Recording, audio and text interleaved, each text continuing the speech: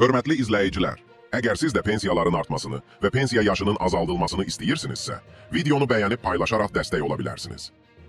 Əmək və Əhalinin Sosial Müdafiəsi Nazirliyinin İctimaiyyətlə Əlaqədar və Kommunikasiya şöbəsindən xəbərə doğruya verilən məlumata görə, bu qanunlarla yaşa görə əmək pensiyası və yaşa görə müavinət hüququ verən yaşlar arasında uyğunsuzluq aradan qaldırılıb.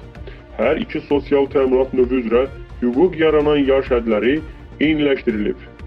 Əgər bu ilin əvvəlinədək qadınlar yaşa görə pensiya hüququ olmadıqda, yaşa görə müavinət hüququnu 62 yaşda, kişilər 67 yaşda qazanırdısa, bu ilin əvvəlindən bu yaş həddi pensiya hüququ yaranan yaş həddi ilə eyniləşdirilir. Yaşa görə müavinətin təyinatı ötən il elektronlaşdırılıb və həmin şəxslərə bu müavinət elektron qaydada təyin olunur. Onlara yaşa görə müavinət təyin edilməsi üçün hər hansı quruma müraciət etmələrinə və sənəd təqdim olunmasına ehtiyac yoxdur.